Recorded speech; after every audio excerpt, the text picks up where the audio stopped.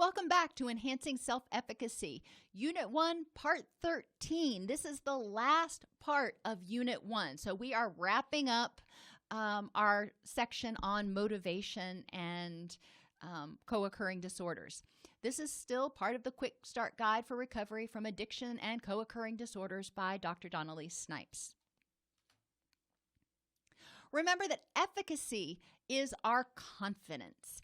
And I want you to really spend, the next hour and a half thinking about your confidence in the following areas and what strategies have worked to help you deal with them in the past. I want you to identify things that you can do, things that you can rehearse, tools that you have to deal with them to enhance your confidence. If I'm going to a job site and I'm a construction worker and I have no tools, I'm going to have no confidence that I can actually do anything. I'm going to look around and go, yep, need some drywall there. If I have my tool bag and I know that it is fully stocked with all the tools I need, then I'm going to have a lot more confidence that I'm going to be able to get the job done. So, your physical health conditions. And there are a lot of them. You may have some underlying health conditions that you've got to cope with. But definitely, I want you to think about how confident you are that you are able to cope with cravings. And what tools do you have to help you cope with those? How confident are you that you are able to cope with fatigue without using stimulants? And what tools do you have to do that? How confident are you that you have the ability to help yourself get good quality sleep so your body can rest and rebalance and set your circadian rhythms? And what can you do to help yourself get better sleep? What can you do to increase your confidence? What tools do you have to address pain? Affectively. And I'm not going to repeat the how confident are you over and over again. You know what I'm getting at. But you're going to look at how confident you are that you can handle it and what tools you have to handle anxiety, depression, anger, resentment, guilt, and grief. Then you're going to move on to your thinking patterns, your stinking thinking. And really, at this point, I just want you to focus on how confident you are that you can start changing your stinking thinking. How confident are you that you can embrace radical acceptance? How confident are you that you can use distress tolerance skills and optimism? What tools do you have to address stinking thinking? If you are in early recovery, you probably have some stinking thinking. Even if you're not struggling with addiction, you probably have some stinking thinking. I think most of us do. So what tools do you have to deal with that negativity, the denial, the manipulation, and the, anger and those sorts of thoughts that you have? In your environment, what is your confidence that you are able to cope with environmental triggers, like seeing alcohol on a commercial on TV or in a movie, or driving past somewhere that you used to use? I know for me, I watch a fair amount of television.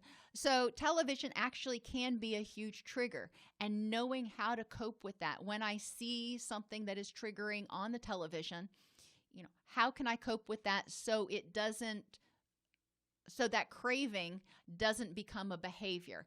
And, riding the wave to deal with urges. There are a lot of distress tolerance techniques that you can use, but it's important to have at least 3 strategies to cope with environmental triggers. And finally, in your relationships, how confident are you that you can develop supportive relationships? And if you're not very confident, think about why and what you might need to do in order to be able to develop supportive relationships. How confident are you in your relationships that you can set and maintain healthy boundaries? It's another big issue for a lot of people in early recovery. It's important to be realistic, and you may be really able and feel like you have a high level of self-efficacy, setting and maintaining healthy boundaries with some people, but not with others. It's important to realize that and figure out with those people that you have difficulty maintaining healthy boundaries with, what do you need to do to protect yourself, to keep yourself safe during your recovery process. Other tips: write and review self-affirming statements. I encourage you to write 3 self-affirming statements in a journal every single day. And initially, the first few days, it's pretty easy. Then you have to get a little bit more creative. But it is important. You can also cheat and go online and look up positive affirmations. You can pull from those if you need to. But it's important to write self-affirming statements that affirm your ability, that affirm your lovability, that affirm your determination and your resolve. Avoid comparing yourself with people that are further along than you. And you don't know where people are. You and Jane Doe may have gone through detox at the same time. And Jane Doe may have, problems with alcohol use and, some intermittent anxiety that she's dealing with. You may have problems with alcohol use, anxiety issues, PTSD, and clinical depression. Now, you're probably not going to compare notes and say, okay, here are all my diagnoses. What are yours? So if you're comparing yourself to her, you're not comparing apples and apples because she's dealing with different stuff or less issues than you are. So you don't want to get frustrated maybe because Jane Doe is further along. It also may be Jane's 3rd time in the program and your 1st time in the program. You're both in detox right now, but she's actually got more tools in her tool bag. They're just a little dull right now that she can use. So she may go through the process a little bit faster. Compare yourself to yourself. Look back yesterday and try to be a little bit better than you were yesterday. That's all you need to do. Join a support group. It can be a 12-step group. It can be a smart recovery group. It can be any kind of support group. But you need support when you're making a change. And it's helpful to have support from people who are going through something similar or who have gone through something similar because they get it. Doesn't mean that it has to be the way. Your pastor, your priest, your counselor may not have gone through the exact same thing, but they have some training to help you. But it is also is helpful to have social supports that you can access 24/7, friends that are there and can be encouraging and can help you through your rough patches. Try to avoid detractors and unconstructive critics. There's a difference between negativity and nasty criticism and constructive feedback. Okay, so that's important to recognize. But for those people that are not constructive, they are just negative, nitpicky, they trigger you, they bring you down. You may need to set at least some temporary boundaries to avoid getting triggered. And avoid detractors, people who say, you're never going to be able to do this, or this is going to be like every other time and you're going to relapse in 6 months. You want to avoid being around that kind of negativity right now. Their behaviors are their way of responding and protecting themselves from disappointment or from getting their hopes up maybe. Whatever it is, but that's their stuff. Avoid that right now so you don't create a self-fulfilling prophecy.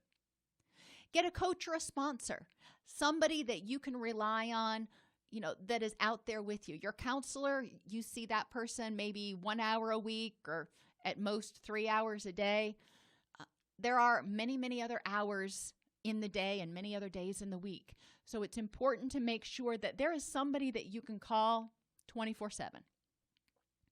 Start each day with a dedication to your recovery, reviewing your motivation journal, reviewing your reasons for making this change, reviewing your recovery plan and what you're expecting yourself to do. And keep a log of daily, weekly, and monthly successes. So when you're having a stuck point, you can look back and realize, oh, I've really actually come a pretty long way.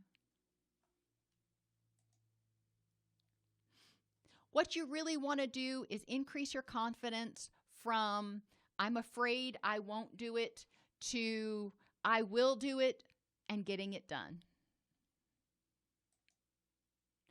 People with a strong sense of self-efficacy view challenges as tasks to be mastered. When I had surgery, the doctor said it'll be about 6 weeks before you can run again. And in my mind, that was a challenge. She said 6 weeks. I said, I'm going to do it in 4. I'm just kind of that way. I have control issues maybe. But I viewed it as a challenge to be mastered. People with efficacy believe that difficult tasks and situations are opportunities to grow and are determined and persist even in the face of adversity. When you have self-efficacy, you recover quickly from setbacks and disappointments because you view them as learning opportunities, and you focus on your successes and the positive outcomes, separating your value as a person from your successes and failures.